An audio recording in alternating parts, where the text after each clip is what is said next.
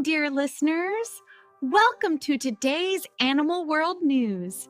I'm your host, Miss Meow.